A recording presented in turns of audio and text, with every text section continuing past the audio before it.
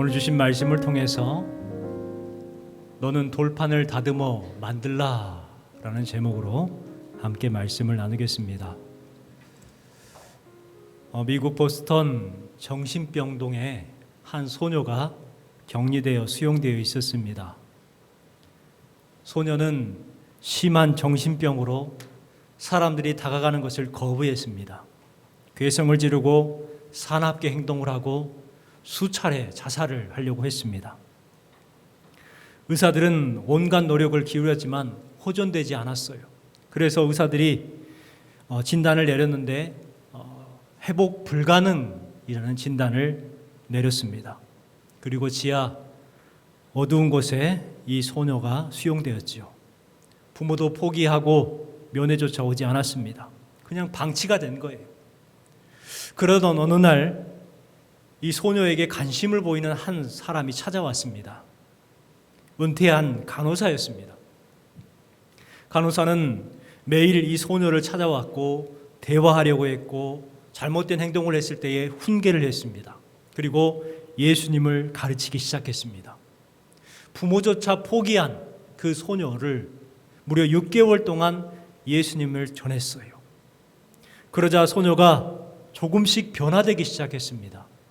짐승같이 괴성을 지르고 험한 행동을 했던 그 소녀가 갑자기 정상적인 눈동자가 되었고 행동도 조신하게 하기 시작합니다. 바른 말을 하게 되었고 바른 행동을 하기 시작했어요. 의사들이 깜짝 놀랐습니다.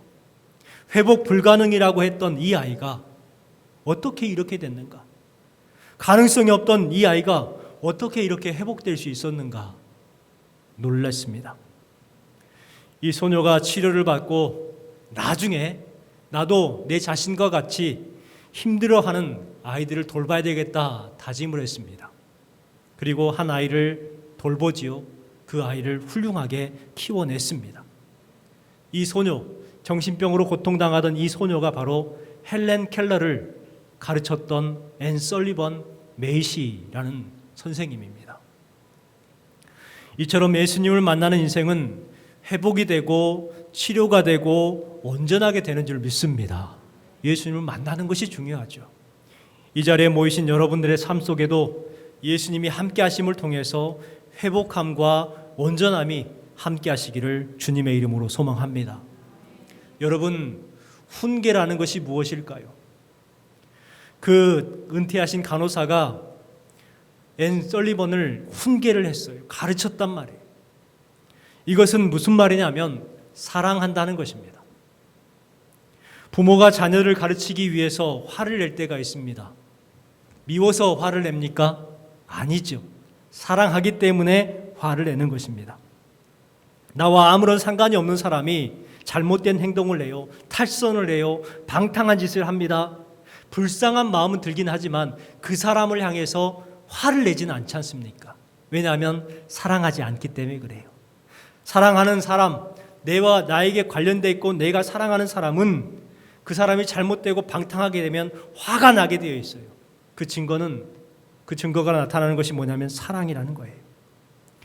출애굽기에 보면은 하나님께서는 이스라엘 백성들에게 화를 내시는 때가 있음을 알 수가 있습니다.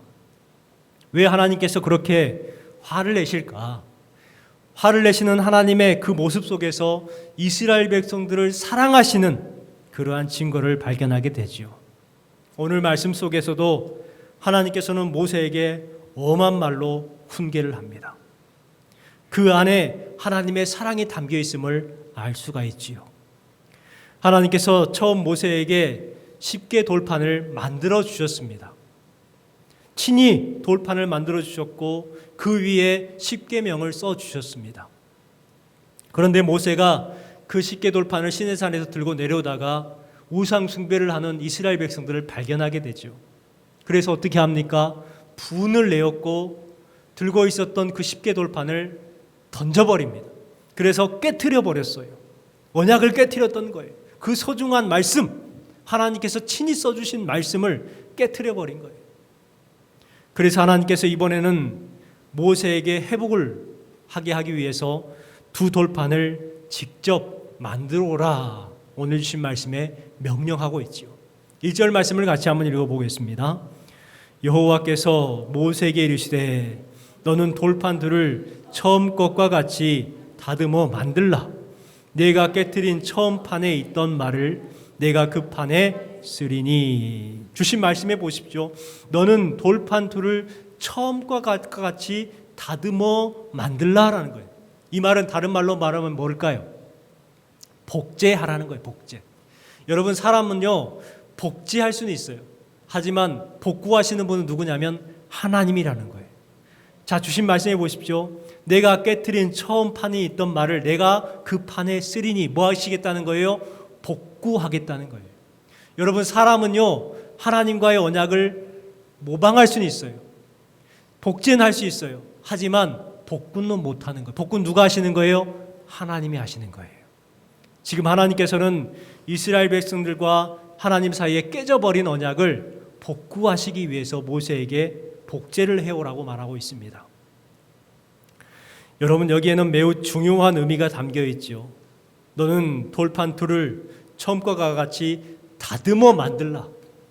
이 말은 매우 중요한 의미가 있습니다. 어렸을 때에 제가 잘못을 한 게 있었어요. 아버지가 그것을 알고 혼을 내려고 하셨습니다. 그때 아버지는 저에게 엄한 말로 밖에 나가서 매를 만들어 와라 라고 말씀하셨습니다. 매를 만들어 와라. 저는 그 말을 듣고 밖에 돌아다니면서 매를 구합니다. 매를 구하면서 무슨 생각을 했겠어요? 내가 왜 그랬을까? 내가 왜 그랬을까? 그때 그거 안 했으면 혼나지 않았을 건데 내가 왜 그랬을까? 계속해서 생각을 하는 거예요. 그리고 나중에 매를 구해가지고 들어갑니다. 어떤 매를 구하냐면 나무젓가락만한 매를 구해가지고 들어가요. 그리고 아버지에게 그걸 내밉니다. 그럼 아버지는 어떻게 하실까요? 그냥 웃으셔요. 웃으시면서 그 나무젓가락 같은 매를 들고 훈계를 하시는 거예요. 너 그럴 거야? 앞으로 그러지 마. 이러십니다. 여러분, 그것을 생각하면서 오늘 주신 말씀을 곰곰하게 묵상해 보십시오. 하나님께서 왜 돌판을 깎아오라고 하셨을까? 모세에게 깊이 생각해 보라는 거예요. 너의 잘못을 생각해 봐라. 네가 무엇을 잘못했는지 한번 돌아보라는 것이죠. 그리고 나서 모세가 쉽게 돌판을 깎아서 시내산에 올라갑니다. 그랬을 때 하나님께서 어떻게 하시느냐? 6절 말씀을 보십시오. 6절 말씀을 같이 한번 읽어볼까요? 여호와께서 그의 앞을 지나시며 선포하시되 여호와라 여호와라 자비롭고 은혜롭고 노하기를 더디하시고 인자와 진실이 많은 하나님이라. 아멘. 여러분, 모세는 아마 돌판을 깎고 하나님께 올라가면서 겁이 났을 겁니다. 하나님한테 어떻게 혼날까? 이제 큰일 났네. 내가 하나님의 그 계명, 그 소중한 계명을 깨트려 버렸는데 하나님께서 나를 어떻게 혼내실까? 그런 심정을 가지고 돌판을 깎아서 이제 시내산에 올라갔어요. 그랬더니 하나님께서 혼을 냈어요? 안 냈어요? 혼내지 않으시고 뭐라고 하시냐면 여호와라 여호와라 자비롭고 은혜롭고 노하기를 더디하고 인자와 진실이 많은 하나님이라. 모세가 그렇게 부담을 가지고 돌판을 깎아 올라갔을 때에 하나님께서는 너무나도 자비롭고 은혜로우신 인자하신 진실하신 하나님을 경험하게 되었습니다. 여러분, 우리도 이 하나님을 경험했으면 좋겠습니다. 세상을 살아가면서 우리가 수많은 잘못을 해요. 지난번에 주셨던 말씀처럼 우리도 세상에 나아가서 수없이 많이 하나님의 말씀을 깨트립니다. 하나님의 말씀을 부정합니다. 하나님 말씀대로 살지 못하고 하나님의 말씀을 거슬러서 살 때가 너무나도 많습니다. 그때에 하나님께서 우리에게 잘못을 깨닫게 하시죠. 고난을 주실 때도 있고 문제가 생기게 하실 때가 있어요. 여러분, 그러면 어떻게 해야 될까요? 우리도 모세와 같이 그러한 것들을 안고 하나님 앞에 나아가는 거예요. 그러면 하나님은 자비롭고 은혜롭고 인자와 진실이 많으신 하나님의 사랑을 경험하게 될 줄 믿습니다. 스바냐 3장 17절 말씀에도 비슷한 말씀이 기록되어 있죠. 우리 같이 한번 읽어보겠습니다. 너의 하나님 여호와가 너희 가운데 계시니 그는 구원을 베푸실 전능자이시라. 그가 너로 말미암아 기쁨을 이기지 못하며 너를 잠잠히 사랑하시며 너로 말미암아 즐거이 부르며 기뻐하시리라. 주신 말씀처럼 하나님은 우리에게 구원을 베푸실 전능자이십니다. 우리를 기뻐하시고 잠잠히 사랑하시고 즐거이 부르며 기뻐하시는 하나님이신 줄 믿습니다. 그런데 이스라엘 백성들은 하나님의 은혜로 살아왔으면서도 하나님께서 해준 것이 없다고 그 자리에서 원망하고 불평했었습니다. 하지만 하나님은 그래도 그들을 품어주시고 사랑하신다는 거예요. 오늘 7절 말씀을 보십시오. 하나님의 사랑이 얼마나 크고 대단한지 같이 한번 읽어보겠습니다. 인자를 천대까지 베풀며 악과 과실과 죄를 용서하리라. 그러나 벌을 면제하지는 아니하고 아버지의 악행을 자손 3, 4대까지 보응하리라.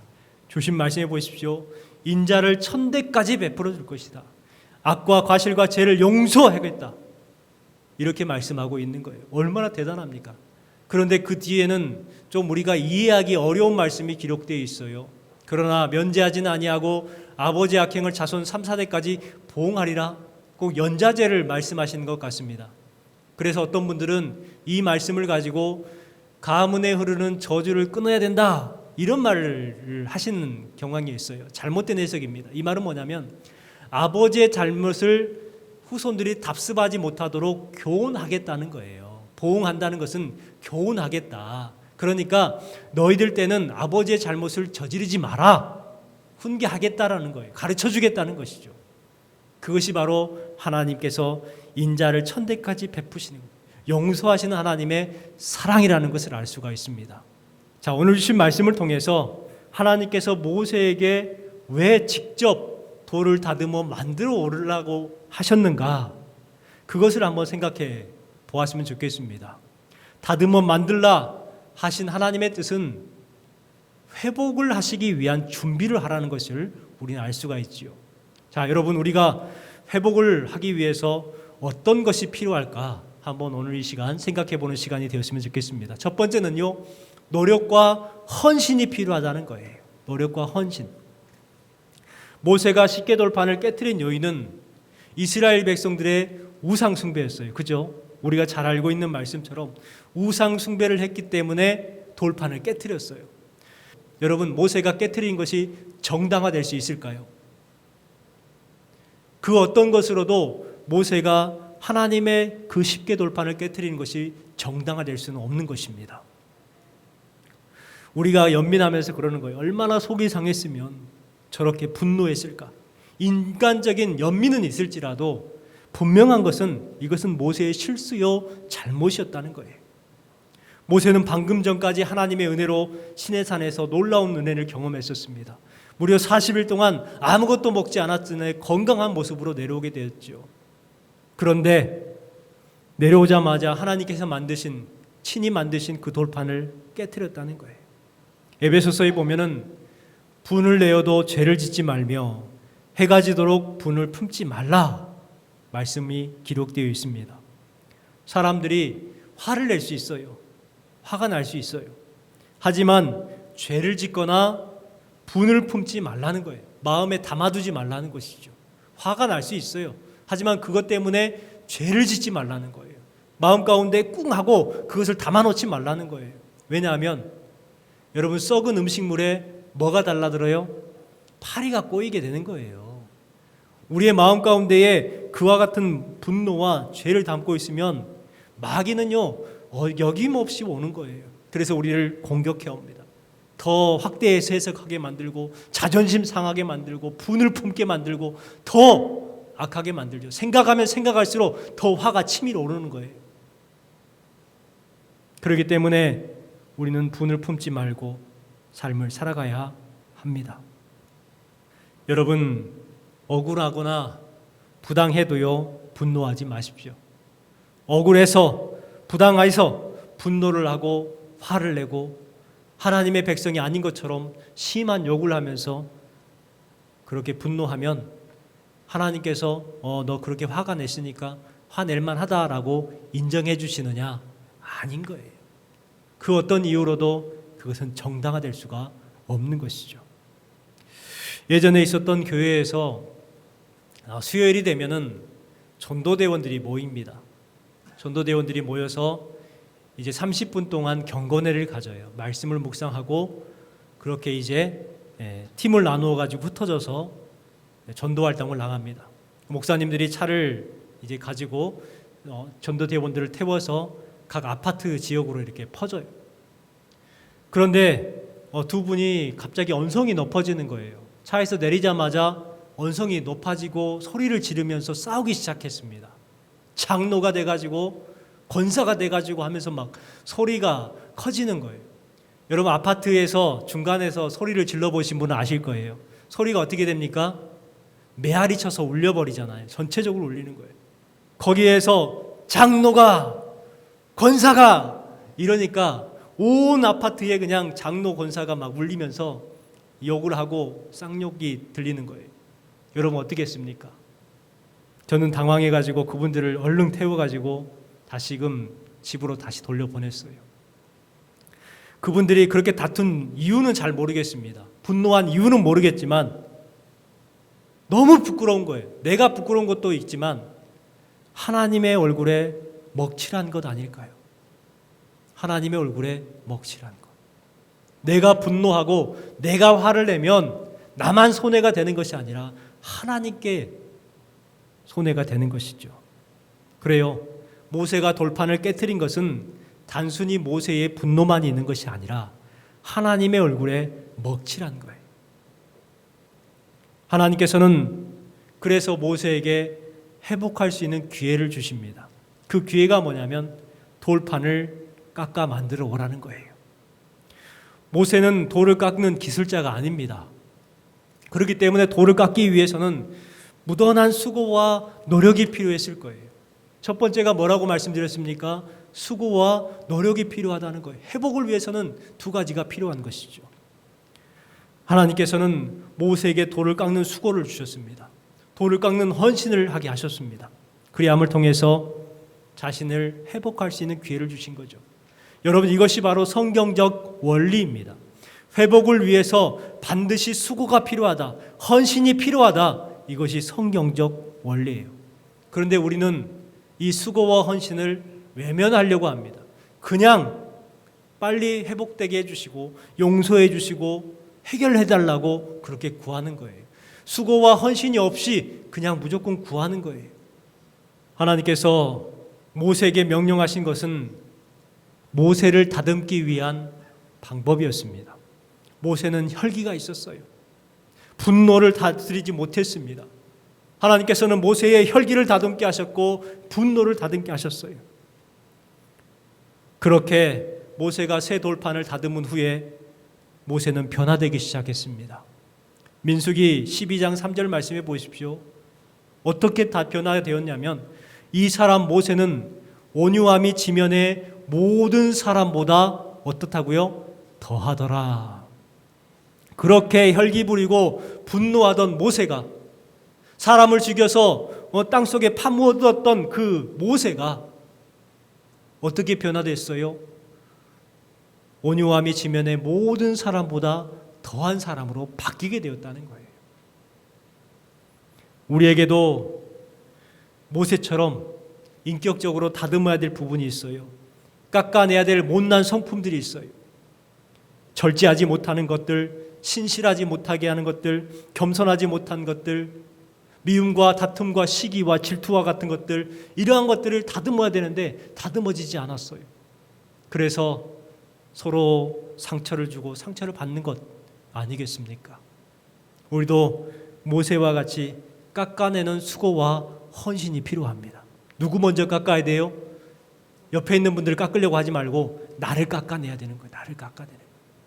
여러분, 다듬고 깎아내는 수고를 통해서 모세가 만났던 하나님, 자비롭고 은혜롭고 노하기를 더디하시는 그 하나님을 경험하시는 여러분 되시기를 주님의 이름으로 축복합니다. 두 번째는요, 하나님이 주신 것의 소중함을 알아야 합니다. 여러분, 소중함을 안다는 것 얼마나 중요합니까? 1절 말씀에 보면 하나님께서 모세에게 다듬어 만들어 깎아오라는 거예요. 깎아오라. 이것을 히브리어로 말하면 페살레카라는 명령입니다. 이 말은 무슨 말이냐면 다른 사람에게 맡기지 말고 내 자신이 깎아오라는 거예요. 네가 깎아야 된다는 거예요. 모세가 돌판을 던져서 깨뜨렸기 때문에 돌판을 깎아 만들어야 할 사람은 바로 모세 자신이라는 것을 이야기하고 있습니다. 다른 사람에게 부탁하지 마라.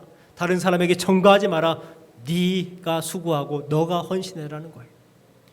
여러분, 우리가 수고하고 헌신하는 것은 내 수고가 필요하고 내 헌신이 필요한 거예요. 다른 사람이 드리는 예배 구경하러 오는 것이 아니라 내가 드리는 예배인 것이죠. 그렇기 때문에 이 예배는 나의 예배가 되어야 되는 것입니다. 여러분, 이것을 꼭 기억하시기 바랍니다. 모세는 돌을 다듬으면서 하나님께서 주셨던 돌판의 소중함을 절실하게 깨달았을 거예요. 돌을 깎는데 얼마나 어려워요. 여러분, 당시에는요, 돌을 깎는 쇠망치나 쇠정이 있는 것이 아니에요. 돌로 돌을 깎아야 돼요. 그러니 그 얼마나 힘들겠습니까? 모세가 언제 돌을 깎아봤겠어요? 처음 깎아본 것 아니겠습니까? 그러면서 그렇게 돌을 깎아요. 그 돌판, 그것들을 깎아내는 것 참으로 힘들었을 거예요. 그러면서 무슨 생각을 했을까요? 내가 그 돌판을 왜 깨뜨렸을까? 내가 그 돌판을 왜 깨뜨렸을까? 안 깨뜨렸으면 이런 일이 없었을 건데 소중함을 알게 됐을 겁니다. 소중함. 우리는 하나님께서 주신 은혜의 소중함을 알아야 합니다. 그런데요, 하나님께서 주신 그 은혜를 소중하게 여기지 못할 때가 있어요. 처음에 그 사랑, 처음에 그 은혜를 시간이 지나면서 점점점 잊어버리고 냉랭하고 무감각해지죠. 그래서 하나님께서 주신 은혜를 잊어버리는 거예요. 그래서 불평하게 되고 원망하게 되죠. 이스라엘 백성들이 그랬잖아요. 하나님께서 주신 은혜를 자꾸 잊어버려요. 그 소중한 것들을 잊어버린단 말이에요. 여러분, 하나님께서 주신 은혜를 소중히 여길 줄 아는 저와 여러분이 되길 소망합니다. 하나님께서는요, 주신 은혜를 소중하게 여기는 성도에게 더 많은 은혜를 베풀어 주시는 거예요. 복음성가 가사 가운데에 참 귀한 가사가 있습니다. 이런 가사죠. 은혜라는 찬양인데, 내가 누려왔던 모든 것들이, 내가 지내왔던 모든 시간이, 내가 걸어왔던 모든 순간이 당연한 것 아니라 은혜였어. 여러분, 그렇습니다. 누려왔던 것들, 지내왔던 것들, 걸어왔던 것들, 그 모든 것들과 시간과 순간들이 당연한 것 같았지만 아니었어요. 뭐였어요? 은혜였다는 거예요. 우리가 지내오는 모든 시간이 다 은혜였어요. 당연한 거 하나 없어요. 다 은혜였어요. 이 은혜의 소중함을 아는 저와 여러분이 되었으면 좋겠습니다. 마지막 세 번째는 하나님의 준엄한 말씀에 순종이 필요합니다. 순종이 필요하죠. 우리 10절 말씀을 같이 읽어보겠습니다. 여호와께서 이르시되 보라, 내가 언약을 세우나니 곧 내가 아직 온 땅 아무 국민에게도 행하지 아니한 이적을 너희 전체 백성 앞에 행할 것이라.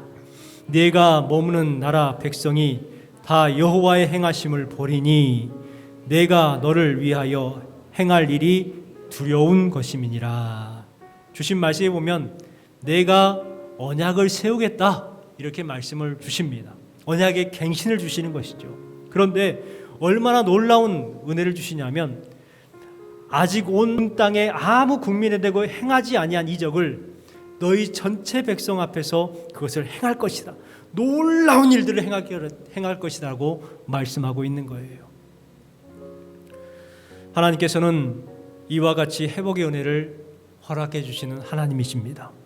그런데 그 회복을 경험하기 위해서, 회복의 은혜를 경험하기 위해서 11절 말씀에 중요한 말씀을 합니다. 같이 한번 읽어볼까요? 11절 말씀입니다. 너는 내가 오늘 내게 명령하는 것을 삼가 지키라. 삼가 지키라는 거예요. 순종하라는 거예요. 그 순종해야 될 내용이 12절부터 17절까지 말씀에 기록되어 있습니다. 세세하게는 말씀을 드리지 못하지만 요약하면 이렇습니다. 이방인들과 언약을 맺지 마라. 이방인들의 우상을 헐어버리고 깨트려라. 그리고 세 번째가 이방인과 통혼하지 말라. 이것들을 지키면 내가 온 백성들 앞에서 큰 일을 행할 것이다. 이와 같이 말씀해주고 있습니다. 그런데 뭐 저 정도야 할 수 있지라고 생각할 수 있어요. 뭐 쉽구만, 뭐 할 수 있겠네라고 생각할 수 있어요. 그런데 이스라엘 백성들의 입장에서는 저것은 쉬울까요, 어려울까요? 어려운 거예요. 매우 어려운 것이죠. 지금 광야에서 나라 없이 땅도 없이 헤매고 있어요. 가나안 땅에 들어가면 이방 족속들이 있어요. 오늘 말씀에 기록되어 있는 것처럼 가나안 족속, 헷 족속, 우리스 족속, 히위 족속 이러한 족속들이 있단 말이에요. 그런 사람들과 싸워야 되느냐 아니면 그들과 화친하면 더 편할 거 아닙니까? 여러분 싸우는 것보다 화친하는 게 더 쉬워요. 그들과 언약을 맺어서 우리 싸우지 말자. 그들의 우상을 인정을 해주고 우리도 우상도 인정받자. 이방인들과 통혼하면 얼마나 편해요. 사돈 맺고 서로 화친하면서 지내는 것. 그러면은요 너무너무 편하게 가나안 땅에 정착할 수가 있는 거예요. 그런데 하나님께서는 뭐라고 하셔요? 그런 것들을 하지 말라는 거예요. 여러분 우리 성도들도 세상을 살아갈 때에 믿음을 지키며 살아간다는 것 결코 쉽지만은 않습니다. 세상 사람들처럼 그렇게 행동을 하고 행하면 편할 수 있어요. 그들과 함께 술잔을 기울이면서 세상 이야기하고 음탕한 이야기하면서 그렇게 지내면 서로 편할 수 있어요. 그런데 믿음을 지킨다는 것이요 쉽지가 않아요. 그러나 하나님께서는 순종하는 사람에게 결국은 승리를 허락해 주시는 하나님이신 줄 믿습니다. 어떤 나라에 임금이 있었어요. 임금이 신하들에게 이상한 명령을 내립니다. 밑빠진 독에다가 저 우물물을 퍼가지고 담아라 하는 명령이었어요. 신하들이 열심히 그 깨진 독에 물을 부어붓습니다. 밑이 빠졌으니 물이 부어봐야 의미가 없는 것이 다 흘러버리는 거예요. 여러 번 하다가 신하들이 포기합니다. 이것은 바보짓이야, 이것은 미련한 짓이야 하면서 그늘에서 쉬고 있었어요. 그런데 한 신하 한 명은 계속해서 미련하게 바보스럽게 우물에서 물을 퍼다가 밑빠진 독에다 붓는 거예요. 주변에서 보고 있던 다른 신하들이 욕을 합니다. 이 미련한 놈, 바보 같은 놈, 바보짓이라는 거예요. 미련한 짓이라는 거예요. 그래도 이 신하는 우물물을 퍼다가 열심히 그 밑빠진 독에다가 물을 부었어요. 어떻게 됐을까요? 밑빠진 독이니 물을 채울 수는 없었겠죠. 하지만 우물물을 바닥나게 만들어 버렸어요. 우물물을 바닥나게. 우물을 봤더니 뭐가 번쩍번쩍거립니다. 봤더니 금덩어리가 거기에 있는 거예요. 그래가지고 그 금덩어리 치우다가 왕에게 갑니다. 왕이시여, 명령하신 것처럼 밑빠진 독에 가득 채우지는 못했습니다. 죄송합니다. 하지만 우물을 펐더니 이 금덩어리가 나왔습니다 하고 왕께 내민 거예요. 왕이 감동을 합니다. 왕이 웃으면서 우물이 바닥나도록 수고했구려. 그대는 참으로 충성스러운 신하요. 그 금덩이는 그렇게 순종하는 신하를 위해서 준비한 나의 선물이요. 여러분 그래요. 밑빠진 독에 물을 채우지 못했지만 순종함을 통해서 놀라운 금덩이를 얻게 된 것 아니겠습니까? 여러분 그렇습니다. 우리가 세상에 나아가서 믿음으로 산다는 것 어찌 보면 밑빠진 독에 물을 붓는 것과 같아요. 아무런 태도 안 나요. 내가 믿음을 지키든 안 지키든 세상 사람들 알아주는 것도 아니에요. 그냥 믿음 없는 사람처럼 평범하게 살아가는 것 어찌 보면 더 좋은 것 같아요. 미련한 짓 같고 바보짓게 사는 것 같아요. 믿음으로 산다는 것이 그래요. 하지만 밑빠진 독에 물을 붓듯이 우리가 세상에서 믿음으로 산다는 것이 바보스럽고 미련하게 느껴질지라도 우리는 하나님의 말씀이기 때문에 순종해야 하는 것이죠. 그러면 어떻게 됩니까? 결국 신하가 순종함을 통해서 우물물을 다 퍼내고 그 안에서 금덩이를 건져낸 것처럼 우리가 생각지도 못하는 하나님의 놀라운 복을 받게 될 줄 믿습니다. 여러분 살면서 오늘 주신 말씀을 기억하십시오. 모세에게 돌판을 다듬어라는 것은 우리의 노력과 헌신이 필요하다는 말씀입니다. 또한 주신 것의 소중함을 알아야 한다는 거예요. 그리고 준호한 말씀에 순종하라는 거예요. 우리가 하나님의 말씀에 순종할 때에 결국은 승리하는 놀라운 은혜를 경험하게 될 줄 믿습니다. 주실 놀라운 복과 은혜가 가득하시기를 주님의 이름으로 축원합니다. 은혜라는 찬양인데요, 말씀을 생각하면서 함께 찬양했으면 좋겠습니다.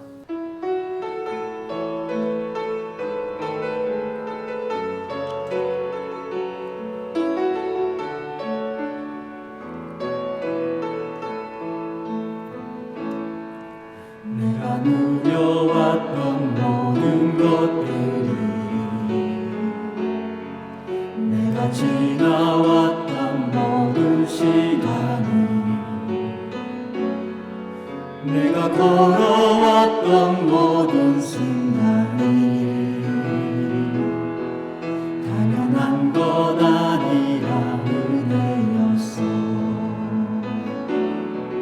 아침 해가 뜨고 저녁에 노을, 봄의 꽃향기와 가을의 열매, 변하는 계절의 모든 순간이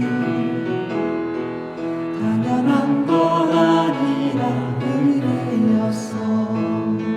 모든 것이 은혜,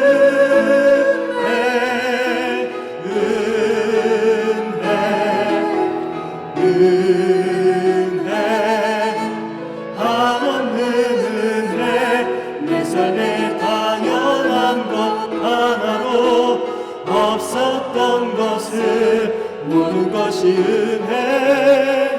은혜였어. 내가 이 땅에 태어나 사는 어린아이 시절과 지금까지 숨을 쉬며 살며 꿈을 꾸는 삶, 당연한 것 아니라 은혜였어. 내가 하나님의 자녀로 살며 오늘 찬양하고 예배하는 삶, 복음을 전할 수 있는 축복이 당연한 것 아니라 은혜였어. 모든 것이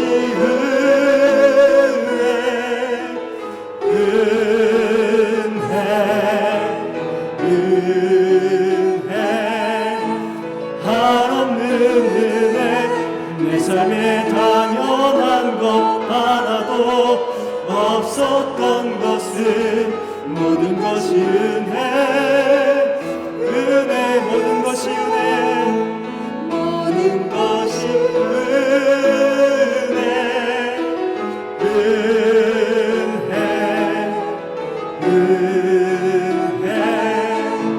한없는 은혜, 내 삶에 당연한 것 하나도 없었던 것은 모든 것이 은혜였어. 우리 시간 말씀을 생각하면서 잠시 기도하겠습니다.